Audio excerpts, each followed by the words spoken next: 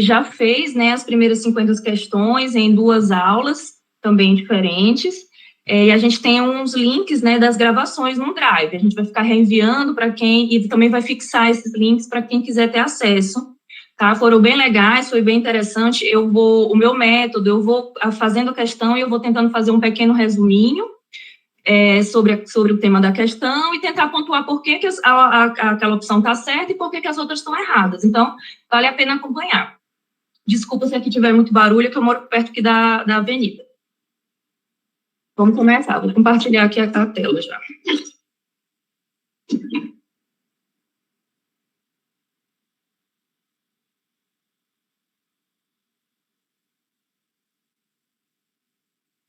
Vou começar aqui, João Paulo. Pode gravar.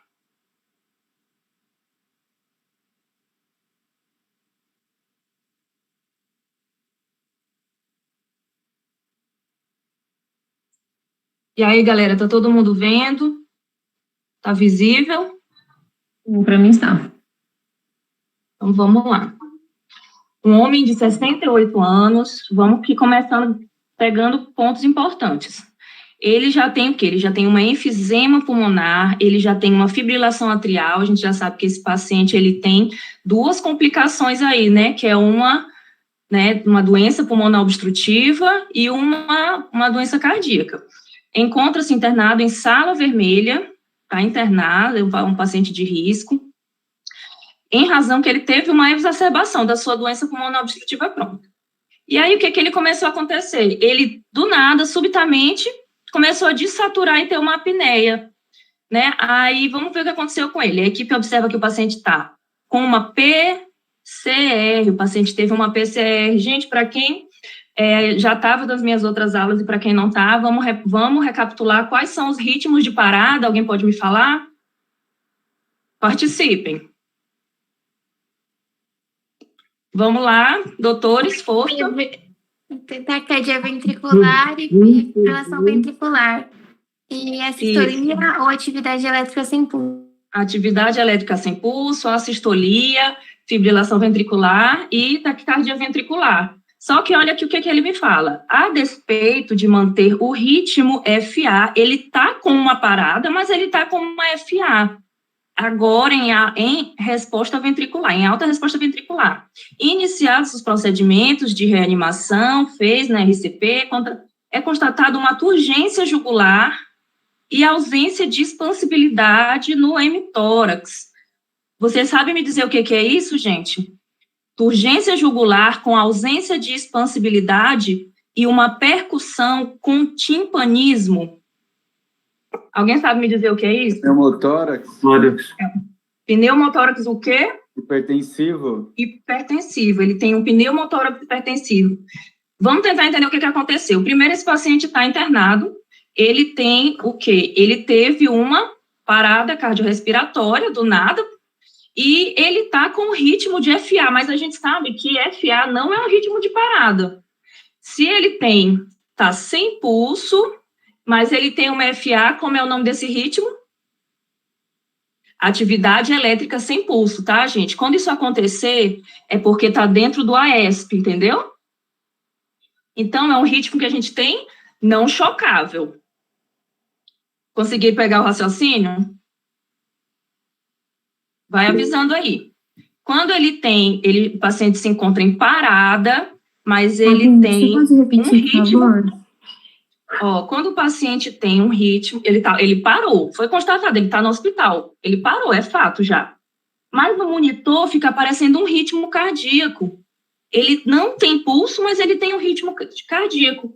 Toda vez que isso acontecer, você se pergunta se está dentro dos 4 ritmos de parada, que são a ESP, a sistolia, para quem não sabe, é o traço reto, a FV e a TV. E a FA não compõe um desses 4 ritmos, então significa que ele está, na verdade, com uma atividade elétrica sem pulso. Ele tem atividade elétrica, que é o FA, mas ele não tem pulso. Conseguiram acompanhar? Sim. Ok, então, aí, beleza, ele deu essa parada, mas quais são as causas de parada? Vocês lembram quais são as causas de parada? Os Hs, lembram? Os T's, Pneumotórax, vocês lembram? tamponamento cardíaco, Tensão pulmonar, e veja que, além de tudo, ele apresenta esse pneumotórax, né? Apresentou um pneumotórax, provavelmente espontâneo, porque ele é um paciente cheio de complicação, e esse pneumotórax entra no T da parada cardíaca, nas causas de parada cardíaca. Ele apresentou uma tensão pulmonar que fez ele entrar em PCR. Essa introdução foi só para tentar explicar para vocês mais ou menos como funcionou a fisiologia dessa questão. Mas o ponto dela é um pouco mais fácil do que parece ela, de fato. Ele só quer saber qual é a conduta indicada quando o paciente tem o pneumotórax hipertensivo. Isso aqui é fácil, né, gente? Te enrolou para te pedir uma coisa básica. O que a gente faz com o paciente que está com pneumotórax hipertensivo? Você vai desobstruir, você vai aliviar esse paciente, beleza? É a primeira coisa que você vai fazer, você vai aliviar o pneumotórax desse paciente, urgente, tá? É a primeira conduta, você vai fazer a toracocentese de alívio. Ficou alguma dúvida? Toracocentese. Não. Não, né?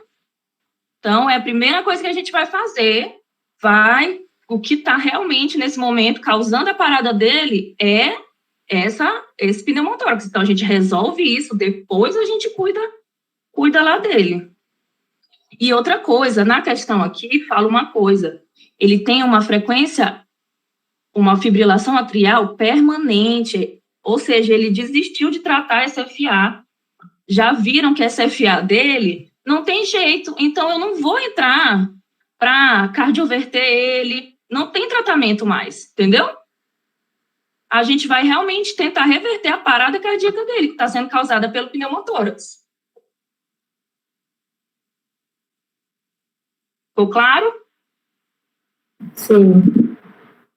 Bora para a próxima. Paciente, 25 anos, está internado há 10 dias, né? A gente já começa a pensar em algumas complicações, né? Ele teve um politraumatismo, ele teve um acidente de moto. Sempre quando eu tenho, né, um politraumatismo, eu tenho que pensar que ele pode ser uma porta de entrada, né? Esse paciente já há 10 dias internado, para algumas infecções, né? Ou então já pensar em complicações pós-operatórias. Ele está acamado com múltiplas escoriações na perna, aqui, né, falando a favor das portas de entrada, face lateral da coxa, em região de projeção da articulação coxofemoral. Ele teve o quê, ó? Vamos grifar aqui o que é importante. Ele tem uma febre inapetença, esse paciente está com uma infecção. Refere a aparecimento súbito de uma dor intensa, que não cede com analgésicos, ele está com uma infecção aí grave, né, comum, acompanhada de uma área eritematosa dolorosa, palpação, vamos ver onde é que está essa área eritematosa para a gente definir que tipo de infecção a gente tem, que vai do terço proximal da face anterior da coxa, estendendo-se até o terço proximal da face anterior da coxa. Então, essa infecção, ela não está propriamente dita na articulação, ela provavelmente está ali onde é que a gente chama no osso, né, de metáfise. Constata-se que a limitação de amplitude de movimento, ele não está conseguindo caminhar, o paciente está claudicante da articulação em virtude da dor. Então, ele está claudicando porque ele tem dor. Ele tem dor e ele tem febre. Aonde? Nessa área aqui, da palpação, no terço proximal. Não dá para enxergar. Então, gente, é o seguinte, quando a gente tem esse paciente que fez uma porta de entrada, que está claudicando, nós temos duas opções de infecção, tá? Da claudicação do paciente, que pode ser uma pioartrite ou pode ser uma osteomielite, tá certo? Então, ele deu aqui toda a história, o antecedente dele, deu que ele está com febre e ele te deu qual é a área de dor. Não confundir com a falta de amplitude do movimento, tá? Porque sempre que o paciente tiver com uma dor na coxa, a articulação coxo-femoral dele vai também estar prejudicada, mas a dor dele, a área eritematosa dele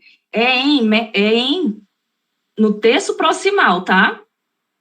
Isso fala a favor de ser uma osteomielite, porque senão ele apresentaria acometimento da articulação propriamente dita, seria a área que estaria demonstrada infeccionada. Então, são essas duas opções que eu tenho, essa febre, tal, essa complicação pós o traumatismo, ela pode ser ou a pioartrite ou a osteomielite.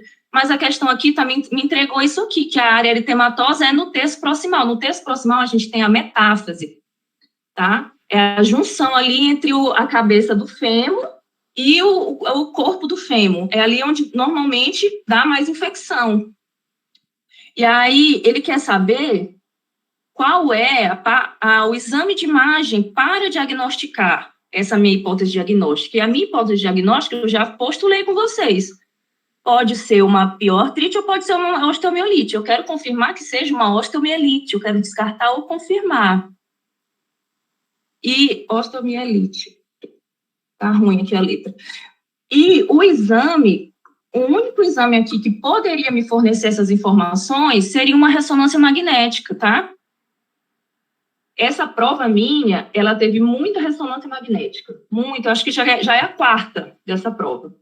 Mas a gente fica se perguntando, meu Deus, na atenção básica, só que ele não está dizendo assim, você vai realizar isso na atenção básica, ele só quer que você saiba dizer para o paciente para onde você vai mandar ele, qual é o exame que vai ajudar ele a solucionar essa doença. Então, o exame indicado para isso é a ressonância, tá? A radiografia simples, ela não é capaz de verificar infecções e inflamações, tá, gente? Ela vai me indicar ali que tem uma fratura, que tem uma possível corrosão, que tem uma área que está com uma artrose, mais no sentido de estar desgastada, mas a inflamação em si, ela não sai na radiografia. A tomografia também não é uma boa opção para verificar, não tem acurácia. A cintilografia até seria boa para osso, só que a cintilografia ela tem um problema, né? Em algumas áreas ela precisa que o contraste chegue, e devido à inflamação, algumas áreas pode estar isquêmico, e aí não vai chegar, tá? Por causa da infecção dele, pode ser que não tem uma boa acurácia. Ela só seria usada se a gente não tivesse como primeira opção a ressonância.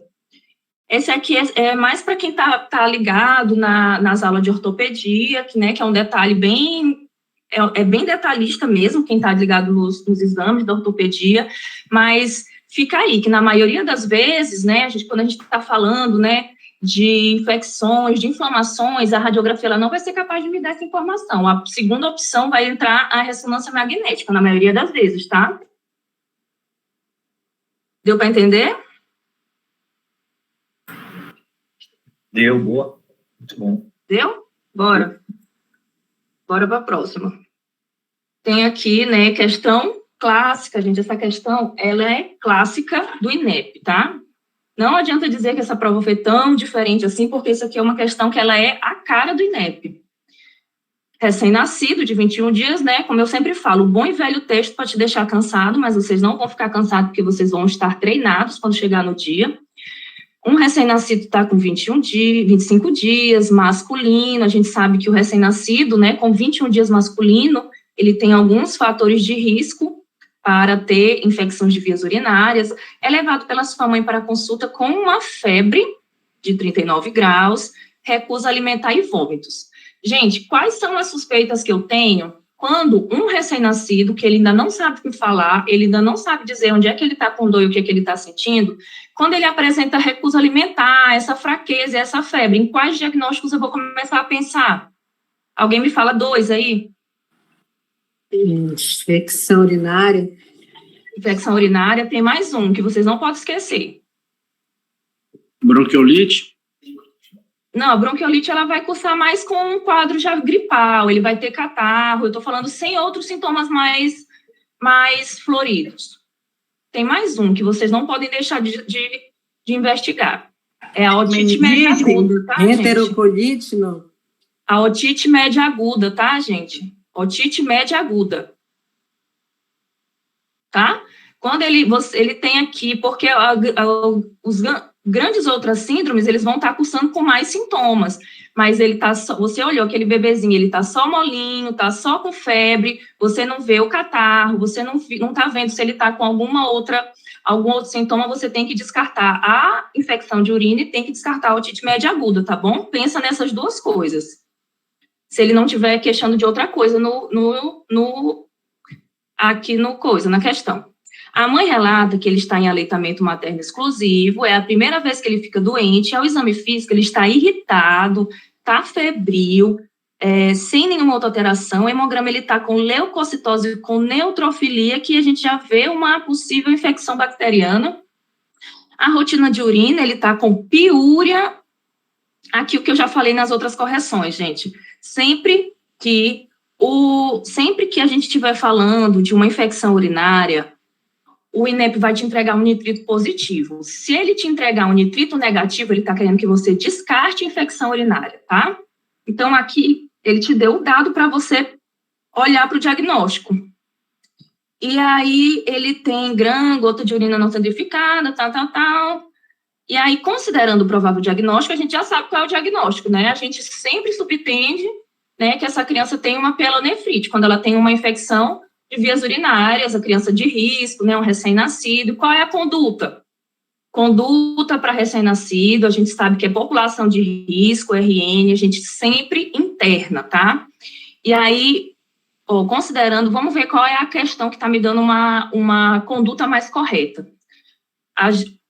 O primeiro fluxograma que você tem que saber é que paciente com menos de 5 anos, paciente criança, que faz infecção de urina, ele precisa ter um exame de imagem, tá? Ele precisa fazer uma ultrassonografia das vias urinárias dele, e a gente precisa entrar com um antibiótico, né? Um antibiótico empírico, precisa fazer uma cultura e precisa fazer um exame de imagem, porque você tem que saber se o que está causando a infecção dessa criança, se é alguma malformação, se ele tem alguma obstrução, se ele está causando uma hidronefrose, uma possível obstrução ali. Então, sempre com essa criança pequenininha, vai entrar no fluxograma o exame de imagem, tá? Então, bora lá. Qual é que vai ter minha conduta correta? Considerando o provável diagnóstico, meu provável diagnóstico é infecção urinária, a conduta imediata do médico vai ser repetir todos os exames e caso seja internar, não, gente, a gente não pode atrasar o tratamento, tá bom? A gente não atrasa, a gente entra com tratamento empírico. Introduzir antibiótico parenteral teria indicação de fazer antibiótico-terapia parenteral, confirmar pela urocultura e pedir cintilografia, né, e ultrassonografia em 30 dias, não, gente, eu acho não, né, ele não tem indicação de fazer antibiótico parenteral. O antibiótico parenteral, ele se resguarda para pacientes sépticos, tá? Para um paciente que ele realmente já não está conseguindo se alimentar de forma alguma, então não encaixa aqui no quadro dele, tá? A gente já corta essa opção. Internar, né, o recém-nascido, e inicia imediatamente, sem necessidade de confirmação. Ele fala sem necessidade de confirmação, mas você solicita a urocultura, você só não espera o resultado da urocultura, tá, gente? E, após o término, ultrassonografia aqui, gente, eu tenho minha conduta completa, perfeita, tá? E aqui, bora ver essa outra, inicia um antibiótico oral ambulatoriamente, não, gente, esse recém-nascido tem que ser internado, tá? Ele tem que ser internado. E pedir ultrassonografia renal, além de programar, no momento a gente já não precisa programar ainda essa cintilografia, essa DMSA. A ultrassonografia, ela vai me ser suficiente nesse momento. Então, a minha letra correta é a letra C. Alguém tem alguma pergunta? Bora, doutores. Não, até agora não. No caso, qual antibiótico que eu usaria aí? Vai ser uma cefalosporina. Não, peraí, vou confirmar para você, eu acho que é uma cefalosporina de terceira. É a ceftriaxona. Obrigada. Pode ser a ceftriaxona, mas pode, no caso da criança, entra mais alguns. Tá, eu vou ver a lista certinho, mas eu sei que entra a ceftriaxona. Nesse contexto, doutora, também, você falou dos 2 diagnósticos principais aí, também, depois poderia pensar numa febre sem sinais localizatórios, se ele não der o exame físico nem exames laboratoriais? Você poderia pensar, mas aqui, no caso que ele deu, né? Mas se ele não der, ele provavelmente já vai dar outras informações para você pensar em febre sem sinais localizatórios. Ele vai te dar o quê? Que já fez uma radiografia e não tem infiltrado, ele vai te dizer que ele fez um exame de urina que não deu nada, ele vai te dizer que fez uma otoscopia sem nenhum resultado, ele vai te dizer toda uma história cansativa que buscou, que fez hemograma, que fez alguma coisa e não achou nada, tá? Aí é uma febre sem sinais localizatórios.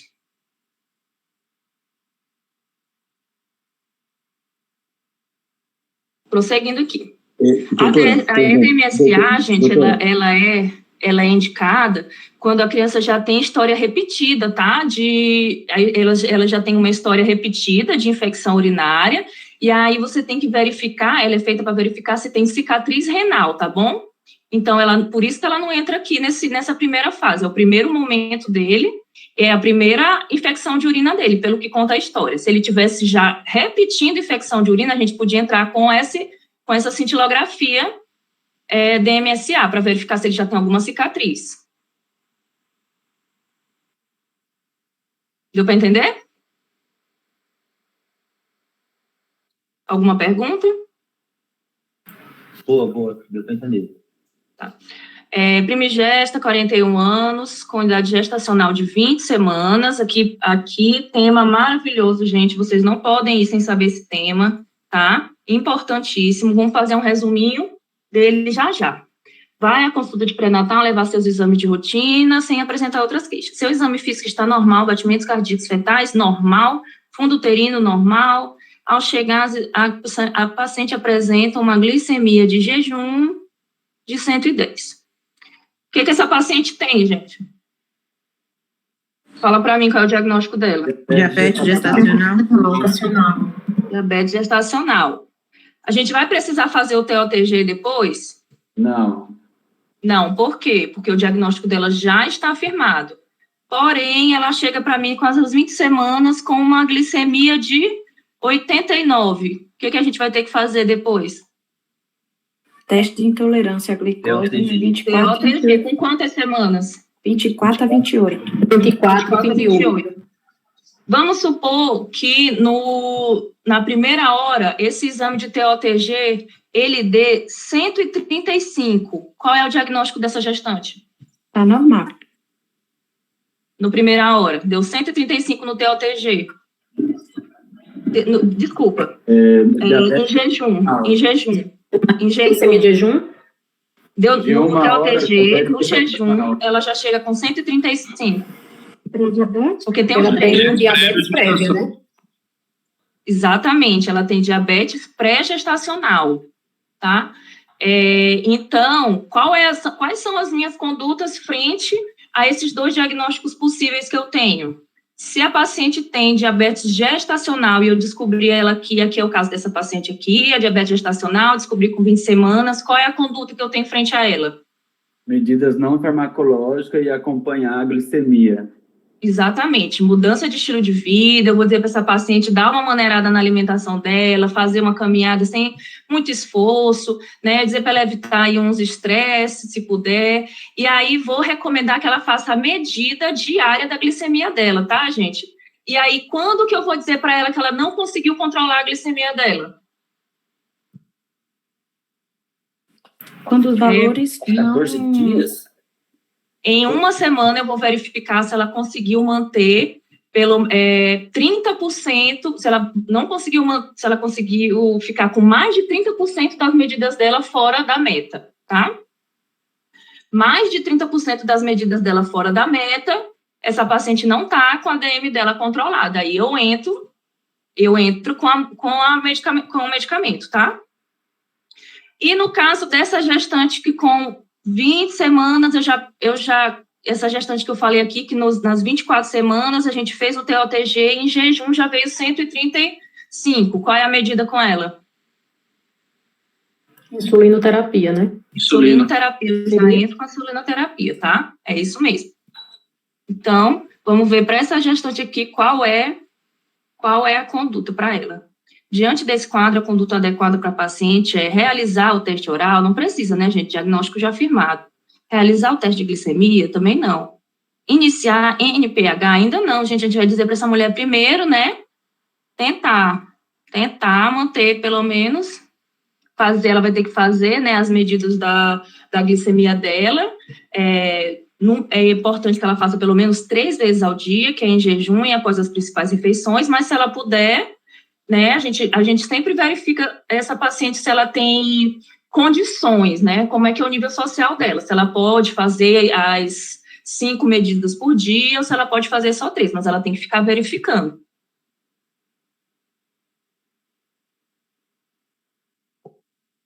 Acho que esse aqui ficou bem, todo mundo está mais ligado, né? Eu vou passar para a próxima. Não ficou dúvidas. Alguém tem alguma pergunta? Eu tenho uma pergunta sobre diabetes, só que não é gestacional. É que eu não me recordo se o rastreamento é a partir dos 45 ou 35 anos. 45 na população em geral, 35 na população com risco. Ah, tá bom, obrigado. Tá? Uma médica, ao assumir seu cargo em uma unidade básica de saúde, observa a alta incidência de pacientes fumantes na comunidade. Então, vamos aqui, tá, gente? Essa já é a segunda questão dessa minha prova aqui, que a gente está falando de algum tipo de dependência. Já teve, né, a gente já falou da dependência de álcool, e a gente já vem aqui na preventiva falando de pacientes fumantes. Visando obter redução importante do tabagismo nessa comunidade, ela estabelece um plano de ação. Considerando as orientações do Ministério da Saúde, gente, o Ministério da Saúde tem um caderno, né, de condutas para esse tipo de paciente. E aí, nesse caderno, é bom vocês darem uma olhada, tá? Que ele tem ele para várias doenças, eu vou dizer o nome dele, que eu acabei de me esquecer. Está aqui na minha prova, que eu anotei no dia. A questão 55. É o PCDT, né? Vocês dão uma olhadinha nele, porque ele tem algumas coisinhas um pouco decoradas, o PCDT para o tabagismo.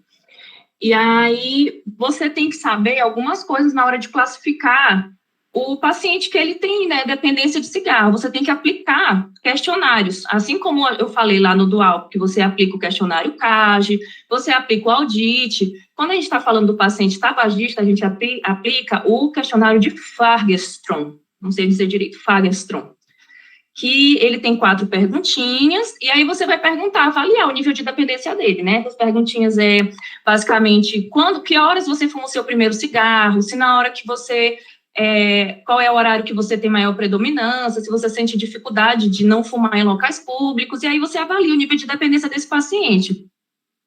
É importante vocês saberem disso para a prova, tá? Dê uma olhadinha. E tem também as perguntas que são relacionadas à mudança do paciente, o nível que ele já está propenso a mudar, se ele está em pré-contemplação, se ele está em contemplação, se ele está em negação. Dê uma olhadinha nisso também, tá? Anota aí para vocês irem com esses conceitos na cabeça.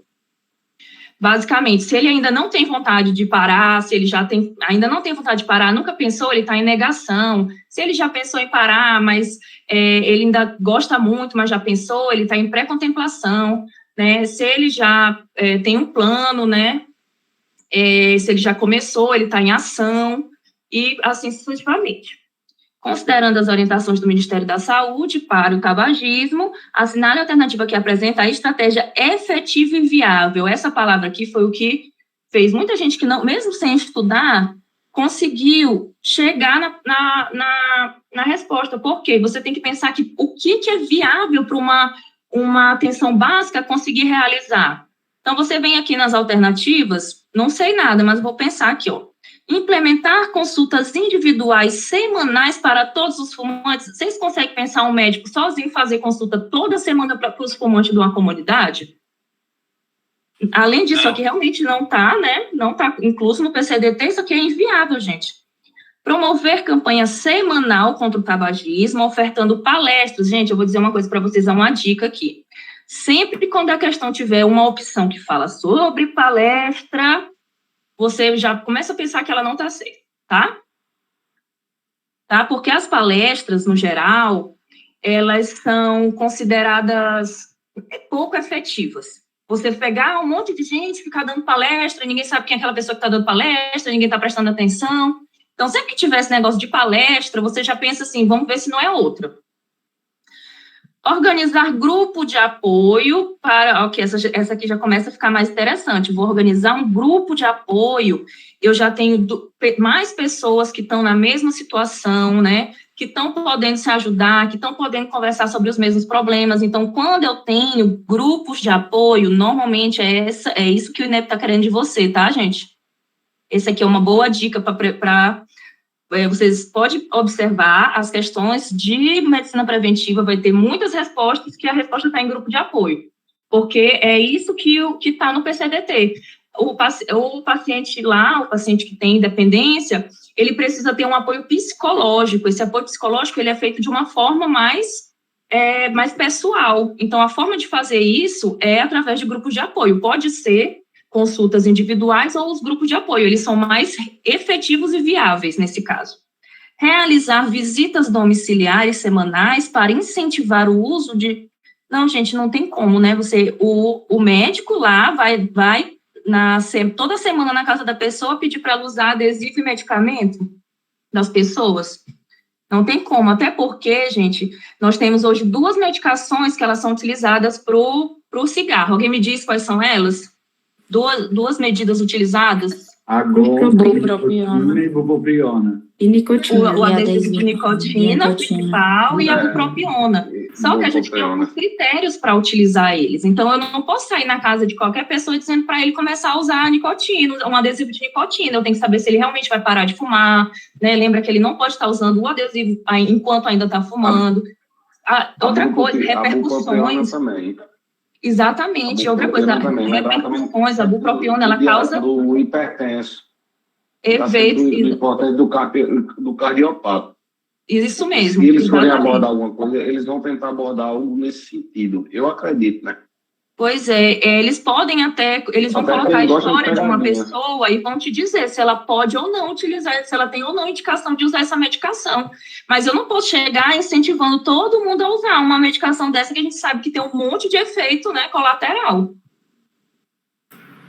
Doutora Fabi, justamente hoje eu estava fazendo a prova de 2020, tinha uma questão que complementa essa, justamente nessa questão do início do grupo, né? Lembrar de individualizar as consultas, aplicar o teste de Fagerstrom, verificar também esses efeitos, esses fatores de risco aí para o uso das medicações, né? Exatamente, ele tem que ter um Fagerstrom menos de 4 para ele usar, né?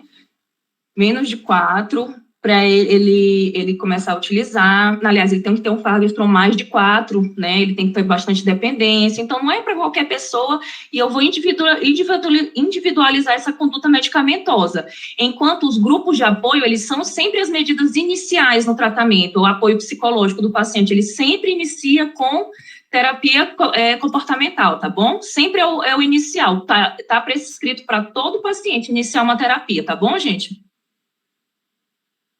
Então, vamos aqui, deu para entender, né, o ritmo aqui. Os medicamentos usados, a bupropiona, ela é contraindicada em paciente com história de convulsão ou traumatismo craniano, e a reposição de nicotina é contraindicado a problemas cardiovasculares ou serapéptica ativa. Ele tem bastante, ele tem uma lista bem grande de contraindicação, é por isso que a gente individualiza. Bem colocado, tá? Bem lembrado. Vou passar aqui para 56. Uma mulher de 42 anos, levada por familiares à emergência, apresentando um estado convulsional. Aqui foi estado convulsional, tem 42 anos, e elevação importante da pressão arterial.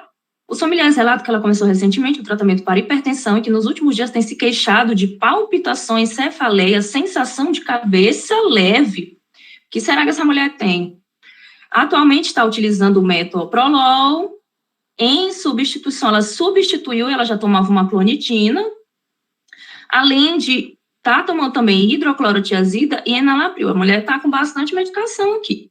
Ao exame físico, apresenta-se agitada, confusa, com pupilas dilatadas. A mulher está com uma hipertensão, tá agitada, tá confusa e tá com pupilas dilatadas. Eu já começo a pensar em quê, gente? Hipertensão intracraniana. Na verdade, eu começo a pensar numa emergência hipertensiva, né? Emergência hipertensiva, né? Uma crise. Primeiro eu começo a pensar numa emergência hipertensiva, numa possível encefalopatia hipertensiva. Ela está sudoreica e com extremidades apresentando discreto tremor e pulsos periféricos amplos. Ela tinha aqui o quê? Palpitações, cefaleia, sensação de cabeça leve. E ela já está em uso de 3 medicações, gente, não? Oi? Tá, eu vou continuando aqui, tá? Se tiver alguma coisa, vão falando. Vamos chamar a atenção para alguns detalhes aqui. Eu tenho uma paciente que ela tem hipertensão, que ela tem, além dessa hipertensão, ela tem sintomas que não são tão comuns, né? Só no paciente puramente hipertenso. Palpitação, cefaleia, ela está em uso de 3 medicações antihipertensivas e, ainda assim, não controlou, porque o que ela teve? Uma emergência hipertensiva. Tem um olhar clínico, gente, para a hipertensão, porque a hipertensão que ela não melhora com medicação, ela pode ser uma hipertensão secundária, tá bom? Ela pode ser causada por algum outro problema que a paciente tem. E aí você tem que lembrar que existem doenças que cursam com hipertensão, doenças renais, o feocromocitoma, né? Uma possível aqui palpitação, cefaleia, cabeça, poderia ser até um hipertiroidismo. Então, a APA dela não cede, ela já está em uso de 3 medicações e ela tem esses problemas aqui. Então, fechem na cabeça de vocês caixinhas sindromáticas, caixinhas de diagnóstico, tá bom? Ela está sudoreica, com extremidades, um discreto tremor e pulsos periféricos amplos, uma PA bem alta, tá, gente? Ela está com a PA bem alta, frequência cardíaca aumentada, né? Tudo isso aqui fala, para mim, ela fala a favor de uma hipertensão secundária. Realizou uma TC de crânio e não teve nenhuma evidência de hemorragia ou de infecção, e o resultado da pesquisa de drogas na urina foi negativo. Diante desse quadro, qual é a minha conduta imediata mais adequada? Bom, gente, o que eu tenho certeza aqui é que eu tenho uma paciente que ela está com uma emergência hipertensiva, a PA dela está muito alta e ela tem uma afetação neurológica. Qual é a conduta nesse caso? Eu vou ter que baixar a PA dela, né? O que está fazendo? Provavelmente ela está com essa afetação neurológica. A paciente está com uma pressão muito alta. Então, um detalhe aqui das condutas para a emergência hipertensiva, quando eu estou falando de uma encefalopatia, eu tenho que baixar essa PA, mas eu tenho que baixar essa PA com cuidado, tá? Existe uma porcentagem que eu posso baixar. Quem sabe me dizer quanto por cento eu posso baixar nas primeiras 24 horas? 25%. 25%, tá bom? E aí, se quiser dar uma entendida melhor, por mais que a questão não puxe isso de você, se a gente pensar pelo lado que ela pode ter uma hipertensão secundária, ela está tomando a medicação errada, tá? Ela está tomando metoprolol. Não é indicado para o paciente que ele tem um possível feocromocitoma, tá? Não é indicado. Ele teria que entrar com alfa-bloqueador. Isso aqui é um beta-bloqueador. Então, isso pode ter realmente causado essa crise dela, essa falta de controle da pressão dela. Diante desse quadro, a conduta aqui é um pouco mais simples, né, do que eu fui no raciocínio, mas é só para deixar para vocês explicar do que aconteceu mais ou menos nessa paciente. Então, qual vai ser a minha conduta? Eu vou transferi-la e intubá-la para mensurar suas enzimas cardíacas. Eu poderia fazer isso, mas aqui onde é que está falando que eu vou baixar a PA dela? Não tem dizendo, né? Não tem, mas de fato, realmente essa mulher tem que ir para a UTI, gente. Monitorizar, funcionar o acesso venoso, iniciar oxigênio com máscara e administrar nitroprussiato de sódio. Sim, tá, gente? Tá certo isso aqui. Vou internar em enfermaria? Não, gente, a mulher tem que ir para UTI. Acompanhar a enfermaria? Também não, tá, gente? Essa mulher ela tem que ir para UTI, tá? É uma emergência hipertensiva, é um caso grave. Então, essa é a minha conduta correta. Só faltou falar que eu ia ter que controlar a baixa da PA dela. Eu tenho que fazer 10% a 15% na primeira hora e apenas 25% nas primeiras 24 horas. Anotem aí isso. Alguma dúvida? E aí, pessoal? Reage. Até agora, não. Como é que é? 10 a 15% na 10 primeira a 15% na primeira hora e até 20% nas primeiras, 25% nas primeiras 24 horas. Porque eu não posso causar uma hipotensão repentina intracraniana no paciente, tá? Porque aí eu vou causar outro problema para ele, uma iatrogenia.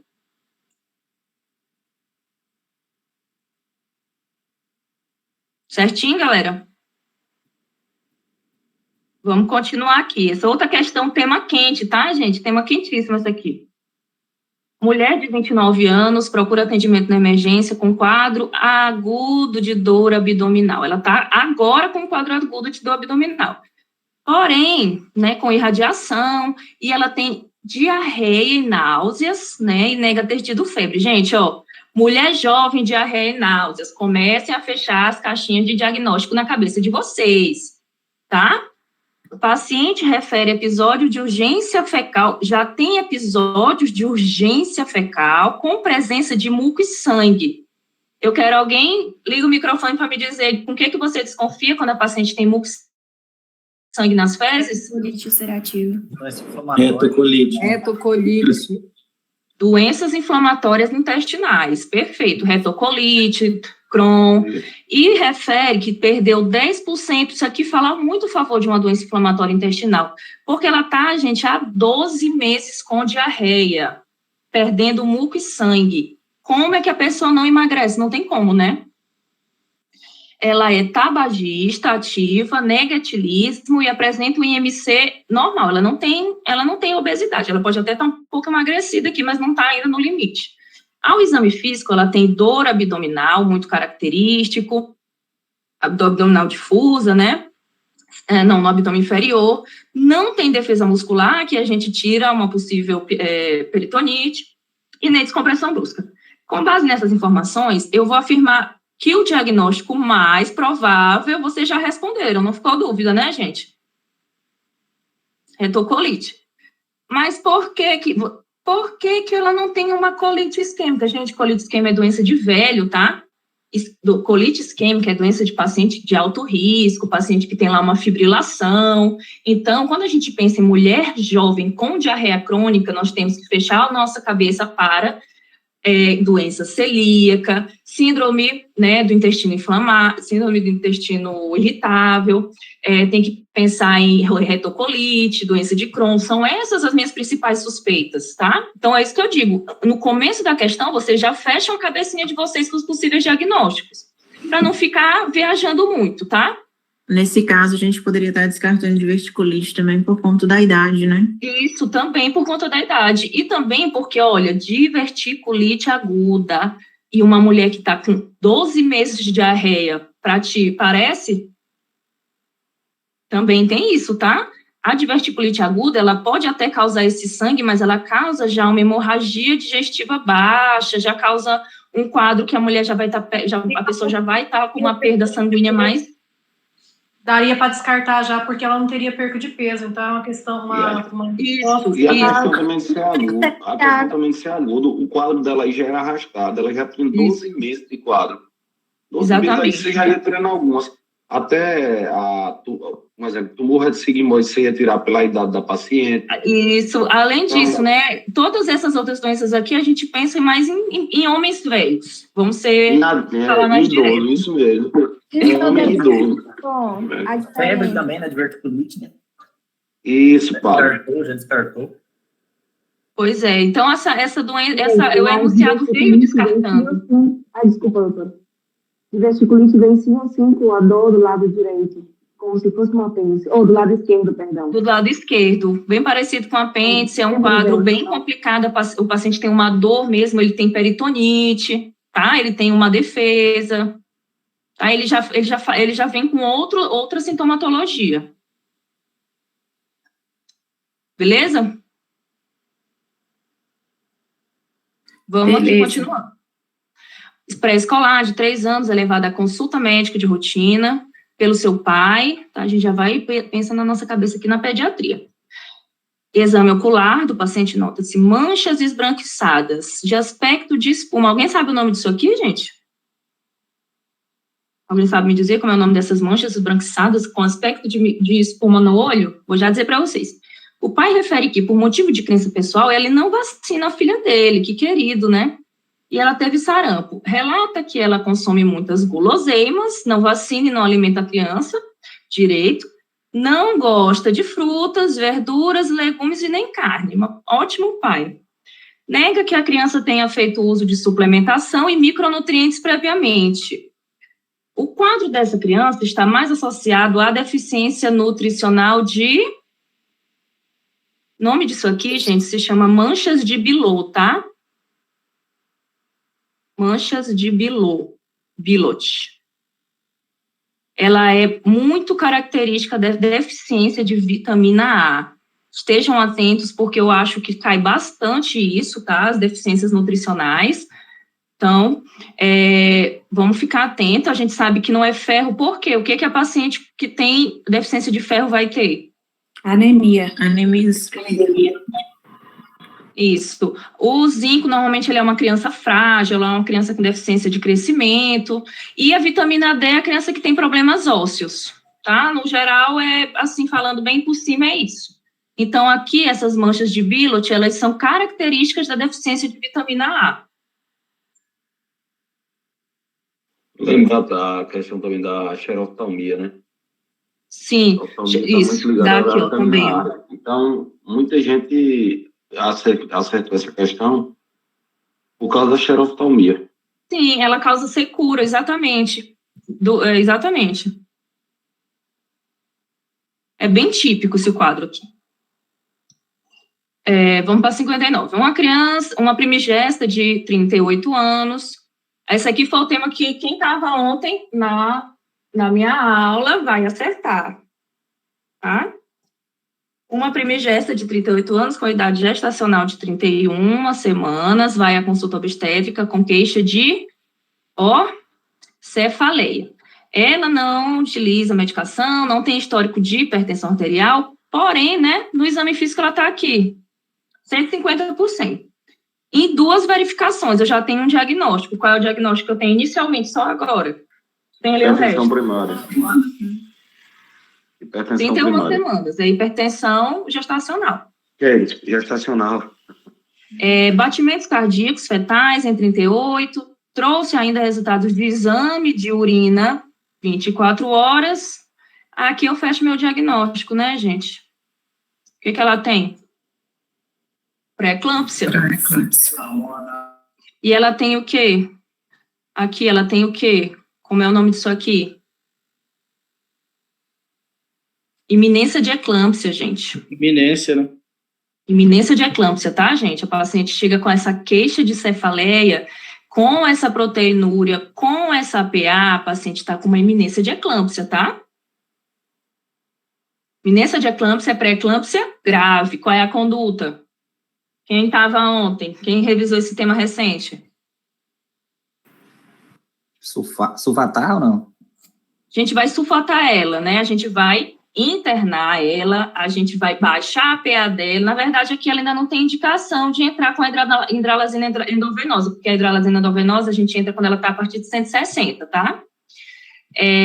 A gente vai internar a paciente, vai fazer os exames dela, vai baixar a PA dela se tiver necessidade, vai sulfatar ela e estabilizar ela. E aí vamos ver qual é a resposta que está correta. Internar para avaliar sinais e sintomas de gravidade, tá certo, né? Vou ter que internar logo ela. Vamos ver as outras. Recomendar dieta hipossódica como antihipertensivo. Não, isso aqui não tem nada certo nessa questão aqui, né, gente? A gente sabe que a paciente com hipertensão gestacional, se não for crônica, ela não tem indicação de realizar nenhum tipo de dieta, né? E antihipertensivo captopril também, muito menos, né? Qual é a medicação antihipertensiva da paciente gestante? Hidralazina. A hidralazina na urgência e para ambulatorial para casa, qual é? Metildopa. Alfa-metildopa. E aí eu vou prescrever a hidralazina em soro e nifedipina. O que é que eu falei? A gente entra com essa hidralazina aqui quando ela já está com uma PA grave, viu? 160, tá. Ela tem que estar com 160 por 110, a gente entra com essa hidralazina. Se vocês ainda não sabiam disso, agora saibam. E aqui outra coisa que me parece boa, vamos ver essa questão, essa aqui. Vou ministrar sulfato de magnésio? Vou, né? Até a normalização da pressão foi aqui que pegou, gente. Para que serve o sulfato de magnésio? Convulsão. Convulsão, prevenção de convulsão. Ele serve para normalizar a pressão? Não. Não, então essa questão está errada. Pegadinha safada do INEP. Não, vocês não vão cair. Quem assiste minhas correções, lê a opção até o final e não cai em pegadinha do INEP. A gente vai internar essa paciente e avaliar ela. Tá bom? Só uma dúvida, doutora. Então, se a PA dela tivesse 160 por 110, além de toda a conduta que foi expressada, a gente também entraria com a hidralazina, né? Entra com a hidralazina para baixar a PA dela. Perfeito. Bora continuar. Esse aqui eu acho que eu já até resolvi com vocês. Essa questão ela foi anulada, tá, gente? Ela não tem nenhuma resposta correta. Então, a gente vai recapitular esse assunto, né? Vamos tentar ser um pouco rápido, porque essa questão ela é bem comprida. Médico de família realizou uma visita domiciliar, um homem de 64 anos, acamado, em tratamento de Parkinson. E aqui ele já, ele já me entrega o quê? Um homem que tem aqui, né, fatores de risco, já é uma população de risco, que eu tenho aqui, um homem idoso com Parkinson e hipertensão, ele já tem 2 comorbidades.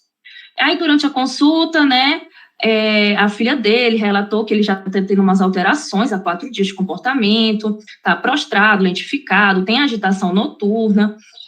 O idoso, assim como a criança, quando ele está com uma infecção, ele não tem um comportamento típico, gente, da pessoa, do adolescente, do adulto, tá? Ele já pode ter até confusão mental, então tem que ficar de olho, que os sintomas eles podem ser atípicos. Ao exame físico, notam-se estertores crepitantes, em terço médio à direita, sem alteração na escuta cardíaca, a cardíaca dele está normal, que ele tem aqui estertores crepitantes, então a gente já tem um diagnóstico. Me ajudem falando qual é o diagnóstico dele, quando eu tenho estertores crepitantes. Pneumonia adquirida na comunidade. Exatamente. Ele é sarcopênico, então ele tem vários fatores de risco aqui para ele. E tem uma PA, tá normal, frequência respiratória. Então, aqui, ó, vamos ser os resultados de exame dele. Ele tem aqui, né, uma hemoglobina tá um pouco anêmica, hematócrito tá, ureia tá normal, a ureia dele tá. Tá aqui tudo, não tem nada que me chame, né, uma superatenção. Então, qual é o critério que eu utilizo para saber qual é a conduta que eu vou ter com o paciente da pneumonia, gente?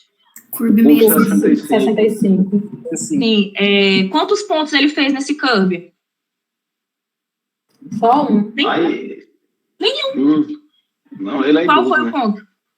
Ele não fez, ele não tem nem 65, ele tem 64. É verdade, ele tem 64. Então, eu não tenho indicação de internar ele. Eu vou ter que fazer o tratamento dele em casa mesmo. E quais são as medicações que eu utilizo para o tratamento ambulatorial do paciente? Macrolídeo. Pode falar, tá? O paciente, se ele for um paciente saudável, normal... Como ele é hipertenso, vai ter que entrar com isso mesmo. macrolídeo e azitromicina e amoxicilina. Perfeito, doutor. Então, é isso aqui mesmo. Se eu tenho um paciente desse com comorbidades, eu não posso fazer um tratamento único. Por isso que essa questão foi anulada, tá? Porque essa foi a primeira colocada como correta, mas falta, gente, tá errado. Eu não posso fazer só beta-lactâmico em domicílio com o paciente, eu vou ter que entrar com beta-lactâmico. Esse beta-lactâmico, ele pode ser uma amoxicilina com clavulanato ou uma cefalosporina, mais um macrolídeo, que é a azitromicina, tá? Pode ser um ou outro, tá bom? Mas, no caso, eu tenho que associar o beta-lactâmico e o macrolídeo. Ficou? Alguma dúvida aqui? Não. Então, vamos seguindo. Bom que vocês estão participando. No caso, vai usar esses dois porque ele é hipertenso, é isso? E por causa do Parkinson, do hipertenso, tá? ele tem diversas comorbidades. Então, com comorbidade, eu associo 2 medicações. Eu não faço só uma. Se ele fosse o paciente sem nenhuma comorbidade, tal, eu podia entrar só com a amoxi. Tá? Ficou? Beleza, fechou. E se fosse uma criança internada, seria a penicilina, menos de 5 anos. Paciente de 46 anos, vendedora de roupas, é atendida em consulta ambulatorial por médico, então ela tem 46 anos, ela vende roupas. Vamos pensar aqui, gente, o INEP, o que é que eu falo para todo mundo? O INEP, ele é mão de vaca, tá? Alguma informaçãozinha que ele vai te dando, ele queria não te dar, mas ele vai te dar, então ela pode ter alguma importância. Essa mulher é uma vendedora, né? Ela foi atendida em consulta ambulatorial, relatando dor constante na região do pescoço, provavelmente está trabalhando muito, né? Em região superior do dorso, em ambos os braços, há 6 meses, eu tenho uma paciente com dor crônica, gente. Uma paciente com dor crônica, vamos desenvolver aqui. Apresenta também nas pernas a dor que ela atribui ao trabalho, então ela já tem dor no braço, no dorso, nas pernas, fica em pé muitas horas, relata 2 avaliações prévias na quais realizou hemograma, tudo normal, foram prescritos analgésicos. E proporcionaram até uma pequena melhora, mas não resolveu, né?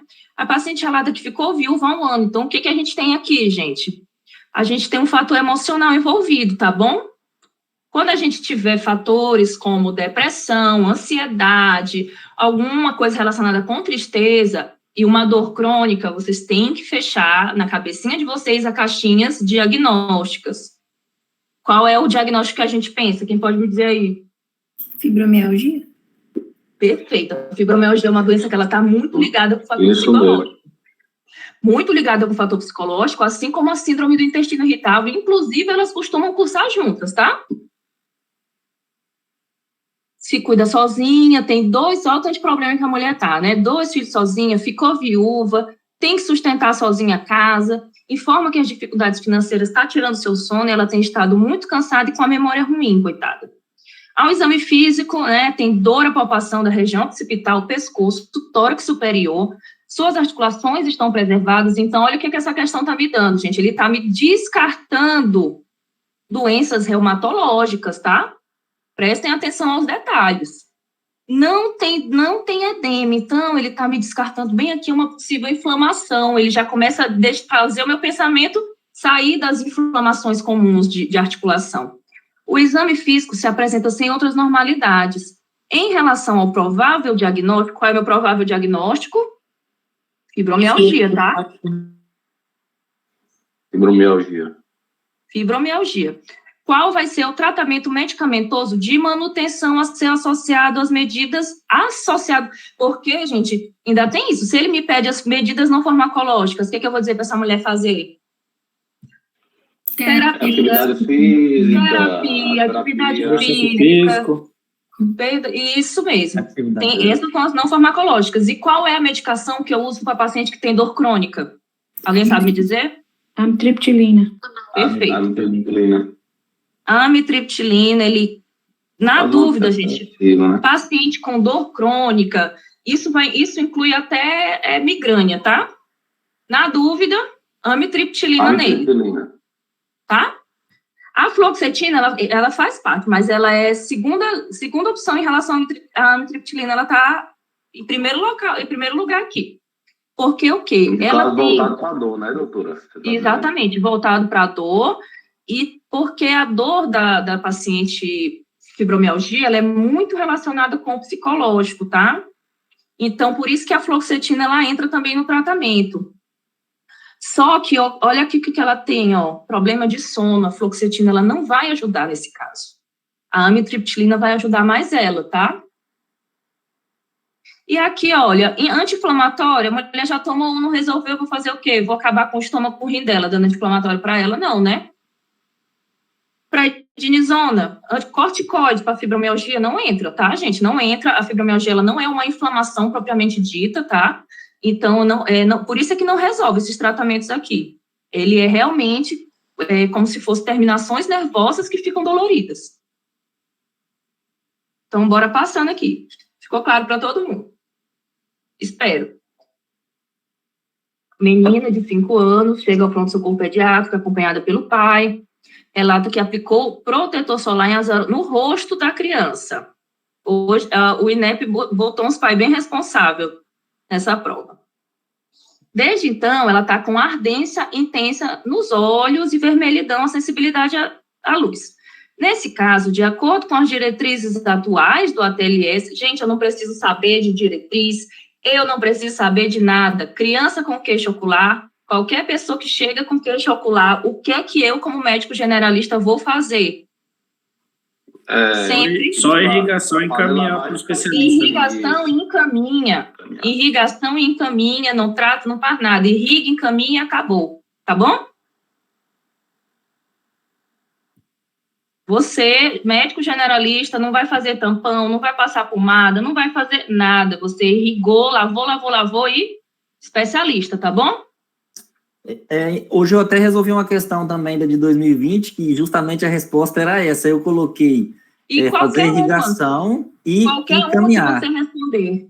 Mas aí, então, o gabarito foi aplicar pomada, tampão com pomada, e a irrigação. Eu fiquei em dúvida nisso também. Não acredito depende da situação, né? É porque foi Porque acidente às vezes o soldador. tampão pode proteger. Se o paciente não estiver conseguindo fechar o olho, se ele tiver com algum corpo estranho, você pode tampar para evitar piorar a situação. Mas ainda assim, a sua conduta como generalista é lavar aquilo ali com soro. Tá bom? Sim, sempre que tiver... Acidente com soldador. Eu tive essa mesma questão de 2020 e me surgiu a mesma dúvida. Porque lá tinha uma questão que falava somente de irrigar e a outra questão que falava de irrigar e passar a pomada e o tampão. E eu coloquei somente irrigar. E não era no gabarito. Em alguns casos, você pode proteger enquanto esse paciente vai ser encaminhado. Tá? Então, eu acho que eu sei que questão é essa, é a questão da solda, né? Isso mesmo. Então, nesse caso, exatamente, você faz a pomada só para... Não é nem antibiótico, ela é analgésico, né? Isso. Tá? Protege, só tampa o olho desse paciente para ele não ficar irritando, enquanto ele é encaminhado para o especialista. Mas trabalhava assim. Porque nossas vistas, ela queima. É igual uma queimadura de pele. Você vai ter que hidratar ali o local, né? Na queimadura de pele. Aí arde tanto, queima tanto, que a gente precisa da pomada oftálmica. Eu acredito que seja por isso a questão que solicitou. Eu também só irrigar. Uma dor bem intensa, com uma queimadura, nesse caso, você mantém esse olho protegido também. Um pouco mais grave. Então, quase sempre via de regra, né? Então, tem essa exceção das questões, então. Nesse caso, você protege, mas na grandíssima maioria, lavou com soro e mandou para o especialista. Olha, rapidinho, doutora. Eu gravei da seguinte forma. Eu gravei por causa dessa questão de Pablo. Se for solda, ou se tiver com muita dor, você faz a lavagem, passa uma pomada tampão e encaminha. Se não tiver nada, é só irrigar e encaminhar. Lembrar que procedimento no olho a gente não pode fazer. Isso. Porque não está na nossa competência mesmo. Isso. Isso mesmo. É isso mesmo. E questão de oftalmologia relacionada a isso, eu acho que já caiu umas 3 ou 4 vezes, se brincar. E quase sempre está lá, né, a irrigação. E, por exemplo, só uma dúvida, se tiver alguma lesão, por exemplo, nervo facial, aquela síndrome de, não sei, Claudio Bernard-Horner, que pode lesionar e não conseguir fechar. Aí você pode fazer o tampão para proteger, tá? Você pode tampar para proteger, porque a pessoa não consegue fechar o olho e realmente tem risco dele ter uma lesão. Né? Ele fica com o olho desidratado. Nesse caso, você protege sim. Entendi. Você tem que hidratar esse olho, ele vai ficar ressecado. Doutora,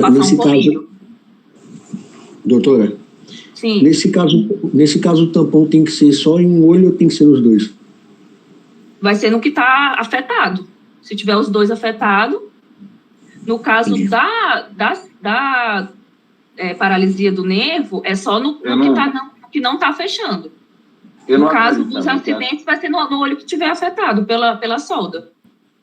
Falando de banca, eu não acredito que a banca iria usar uma polêmica tão grande assim de você ter que botar 2 tampões, entendeu? Até como é que Eu seria acho a que eles não condução desse pegariam paciente? nesse sentido Eles, mesmo, mas é eles meio podem intuitivo, pegar, né?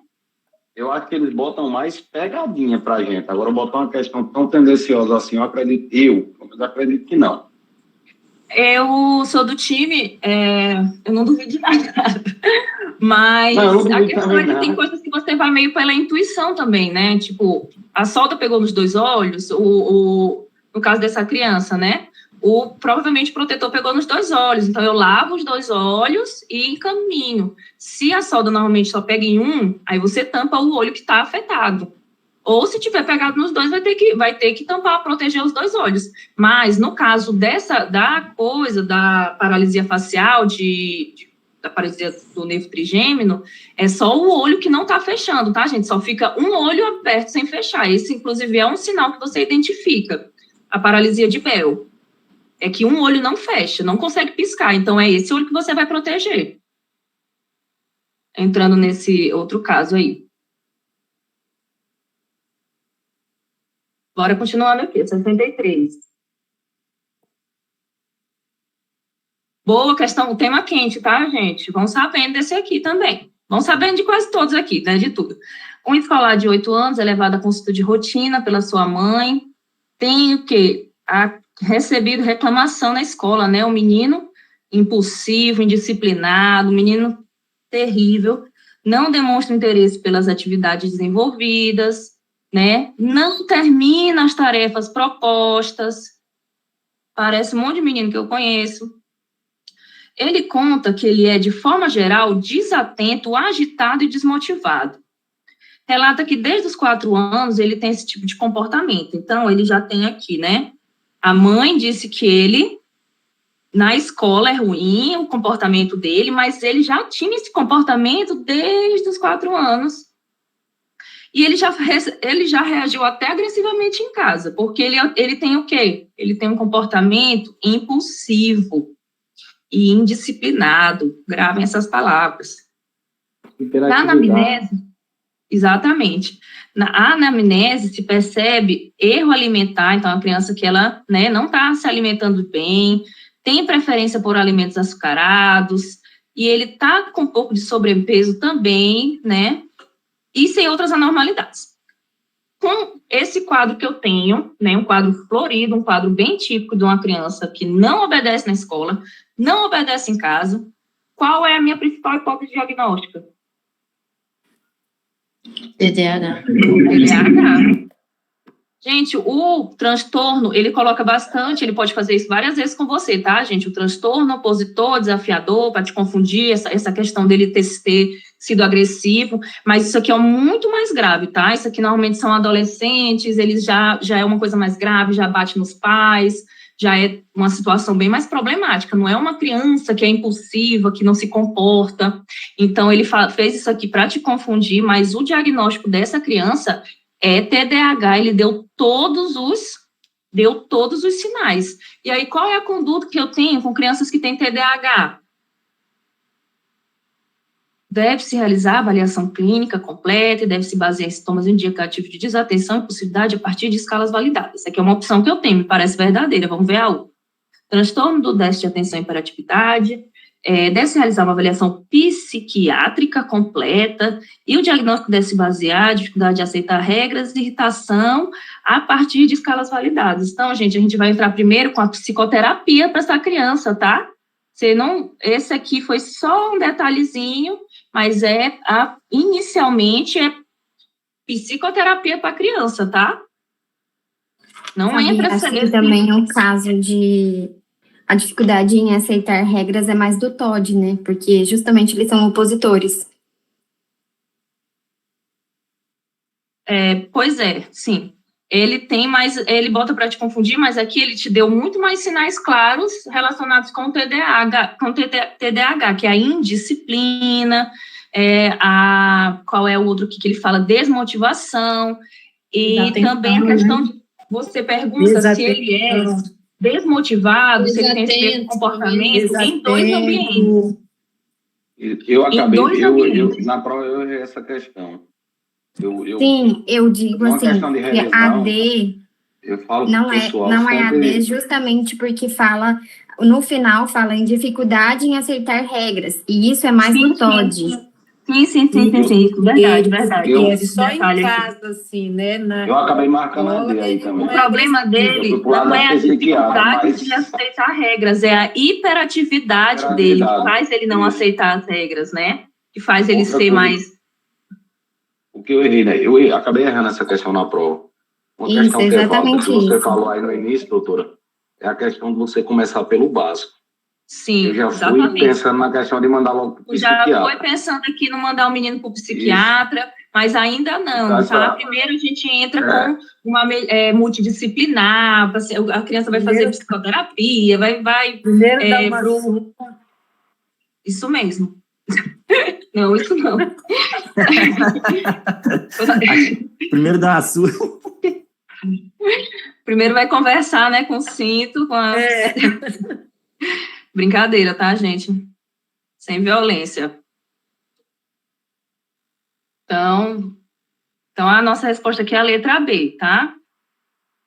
Então ficou um pouco confuso, eu sei que muita gente errou, mas ele tenta te fazer que ele tem essa dificuldade de aceitar regras, mas na verdade o que ele tem é porque ele é hiperativo, então para ele é muito difícil aceitar as regras, mas por causa disso, que ele é impulsivo, ele não sabe mesmo se controlar. Aprender. Um adolescente de 17 anos vai à consulta na unidade básica de saúde referente sangramento genital intermitente há um mês. O que ela tem, gente? Primeiro caixinha diagnóstica que a gente fecha aqui. Stop. Sangramento uterino é normal. Não é diagnóstico clínico, eu tô falando pensar nas síndromes primeiro, tá? Pensar em diagnósticos sindrômicos, para ir fechando seu raciocínio. Tem um sangramento uterino normal e diz que desde a menarca, que ocorreu aos 12 anos, apresenta ciclos amenorreicos, então ela tem esse problema há muito tempo. Apresenta ciclos oligomenorreicos, menstruando no máximo 4 vezes ao ano, mas menstrua bem pouco ela. Refere ainda a possuir pele oleosa e acne, aí aqui a gente começa a pensar, né, nos diagnósticos clínicos. Afirma ter iniciado vida sexual há 6 meses, com uso irregular de preservativo masculino nas relações, tá? Então, ela tem risco de quê, gente? Essa mulher que tá sem menstruar? Só engravidar. Ela tá com risco de engravidar, mesmo que ela tenha um possível SOP, a pessoa que usa o preservativo irregular, ela não tá totalmente protegida, né? Ao exame físico, apresenta-se hidratada, em bom estado geral, o exame ginecológico, ela tá com sangramento coletado no espectro vaginal, sem lesões visíveis, toque vaginal com útero móvel, tamanho habitual, tá, sem alterações aqui. E aí, o que eu vou ter que fazer, gente? Primeira coisa, isso aqui, ó, correto afirmar aqui. Qual é a primeira coisa com a paciente que eu faço com a paciente que chega com sangramento uterino anormal no meu consultório? Descarta a gravidez dela. Então, ele poderia ter me dado qualquer história aqui, ele poderia ter me dado um pólipo, ele poderia ter me dado um mioma, ele poderia ter me dado uma anovulação crônica, mas a minha primeira conduta no sangramento uterino anormal é descartar a gravidez. Essa é a, entre aspas, a pegadinha da questão. Por quê? Ela vai tentar te falar sobre os possíveis diagnósticos dela, vai te fazer pensar um monte, mas não adianta pensar, você tem que primeiro descartar a gestação. Tá com sintoma sugestivo de abortamento? Não, né? O quadro clínico é compatível com... Sim, é compatível, né? É compatível com o hiperandrogenismo, isso aqui não é mentira. Devendo-se já iniciar o uso de acetato? Não, gente, ainda não, né? Ainda não. O quadro é compatível com a síndrome dos ovários policísticos? Sim. E o sangramento uterino se deve à anovulação crônica? Pode ser, né? É compatível, mas... Primeiro, a gente confirma, a gente descarta, para depois a gente confirmar. Então, a paciente está com sangramento uterino anormal, sendo necessário descartar. Essa aqui é a minha opção correta. Por quê? Porque essas aqui estão erradas? Não, mas é porque essa aqui é a mais correta, tá? O INEP tem disso, tá bom? Então, a minha opção mais correta da paciente com SUS é sempre um beta-HCG. E aí, depois, eu vou investigar outras coisas. Lembre-se, outra coisa, gente. SOP, ele é diagnóstico de exclusão, tá? Então, você primeiro exclui outras causas e aí depois você vai confirmar a SOP. Ficou claro, gente? Nenhuma dúvida? Sim. Sim. Então, mas uma das questões que o INEP quer, ele quer que a gente tenha uma cronologia, desde o básico, esse passo a passo. É isso que a gente quer da gente, né? Esse é o raciocínio mesmo, tá? Não adianta você querer ser especialista já na primeira consulta. Esse é que o INEP, às vezes, te puxa para o chão para te lembrar isso. Você tá lá na atenção primária. Então, você vai fazer o que está de mais básico na sua frente, na sua mão. Uma paciente de 23 anos, com 18 semanas e 4 dias de idade gestacional, procura a unidade básica apresentando queixa de febre, tá? Aqui a gente tem uma paciente com febre, que está associada a um exantema, prurido e artralgia leve e cefaleia. Em que eu penso, gente? Me diga aí, fecha as caixinhas sindromáticas de vocês e as caixinhas de diagnóstico já clínico. O que dá para pensar aí Arbovirose. o dengue ou chikungunya. Isso, né? Isso mesmo. No município onde a paciente reside, há casos confirmados de, mulher grávida, gestante, tá com risco de ter zika, dengue e chikungunya. Preocupante, né? Acerca desse caso, o cenário alternativo que representa a melhor conduta. Vamos pensar aqui. Nesse caso, a gente já pensa assim, pode ser que as outras estejam certas, mas eu vou atrás da que está mais certa e mais adequada para essa paciente, tá? Saibam interpretar o INEP. Solicitar sorologias IgM para zika e para dengue. Gente, vocês sabem com qual dia começa a aparecer a sorologia da dengue e da zika? Sexto dia. Terceiro a quinto dia, né? Sexto dia, tá? Então, essa questão aqui, falou em sorologia, gente, eu já descarto, tá? A mulher tá 1 dia com febre, 1 dia. Não tem sorologia ainda positiva. Oi? São 6, a partir do 6º, não é? Isso, 6º, a partir do 6º. Até desenhei aqui os 6 dias. É de 3 a 5 que é a Covid, é porque eu estava confundindo aqui. Vamos lembrar aqui, né? Primeiro, eu peço PCR e NS1, né? Nos primeiros 5 dias, não é isso, gente? Isso, para dengue. E depois eu peço, depois que as sorologias, lembra que as sorologias, elas são o meu corpo que produz em defesa, então elas não aparecem já, no primeiro dia. Elas começam a aparecer depois de um tempo já de infecção. Enquanto o PCR e NS1, eu estou buscando o próprio vírus no corpo do paciente. Então, aqui, o que aparecer para mim, sorologia, eu não vou ler porque eu tenho apenas 5 horas para fazer uma prova, eu não vou perder tempo lendo questão que eu sei que tá errada, tá? Eu vou ler as que eu tenho chance de estar certa. Então, vamos ler essas aqui. Solicitar RT-PCR, vamos de baixo aqui. Solicita RT-PCR para dengue e chikungunya, que se negativas indicam solicitação de sorologia M, tal. Tá certo? Pode ser que esteja certo, mas tem uma coisa muito importante. Eu tenho que descartar a chance dessa paciente ter uma zika, porque isso é o que está demais, é o que mais me preocupa frente a uma gestante, não é? Mas paciente ter zika. A sorologia e também não está dentro da Não, não está errado. Você depois, mas o que? Indica? Não indica, né? Não indica. RT negativo não indica solicitação de sorologia. Além disso, também isso aqui está errado. E aqui eu vou pensar primeiro na zika, gente. O que mais me preocupa com uma gestante são infecções congênitas, né? Antes de tudo. Então, eu tenho que estar a zika aqui no meio, pois ela pertence a um grupo prioritário para confirmação, e se positiva, eu já vou confirmar, tá? E eu já vou descrever no cartão de gestante, então, perfeito aqui, tá? Faltou descartar a dengue? Faltou, mas eu tenho que pensar no que é mais importante para essa paciente. Eu tenho que pensar na melhor conduta para ela no momento. E a melhor conduta é eu descartar que essa gestante tem risco de infecção congênita, que o bebê tem, tá bom?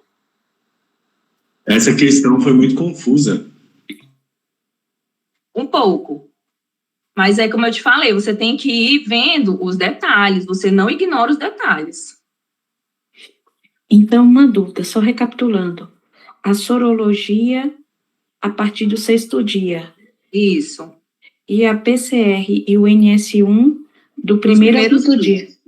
Nos primeiros dias, até o 5º dia. Doutora, não é estipulado do 3º ao 5º? Então, o NS1 é do 3º ao 5º. Eu já vi que falando do 5º dia para frente, a sorologia. Pode ser, então, do 5º, 6º. Pode ser. Eu acho que depende um pouco da literatura. Acho que eu olhei do 6º, mas é nessa faixa, assim, né? Até NS1 de 3 a 5, mas o RT-PCR você já pode pedir, tá bom? Lembra que o RT-PCR ele é um exame um pouco mais minucioso, ele procura o próprio vírus no DNA. Ele não é igual ao NS1, que é o teste rápido. Então, o PCR pode pedir no primeiro... Já pode pedir. E o NS1 no 3º? Isso. Ok, obrigada. Tanto que ele nem botou o NS1 aqui para não causar confusão, porque ele só a positiva no 3º. Já as sorologias vamos falar assim, né, do 5º dia em diante, ela começa a positivar. Como eu falei, sorologia é a reação do seu corpo. E o PCR é a busca do próprio vírus no seu sangue. Agora para 66. Um homem de 66 anos comparece à consulta de rotina, diagnosticado com o DM tipo 2. Questãozinha um pouco difícil, mas vamos desmembrar ela. Há cerca de 12 meses, em uso regular de metformina, né, ele tem de 12 em 12, tem história prévia, um paciente que já tem uma história de infarto. Então, gente, eu tenho um paciente com alto risco cardiovascular aqui, tá? Já vamos fechando a nossa cabeça que a gente tem um probleminha na mão. Paciente com DM que já teve um infarto.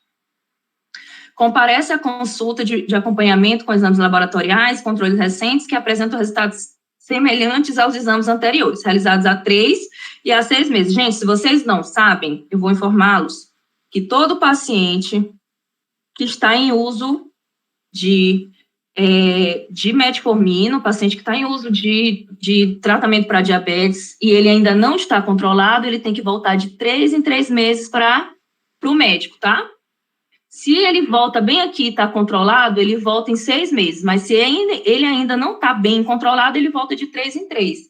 E o que a gente busca nessas consultas de 3 em 3 meses? Alguém pode me dizer?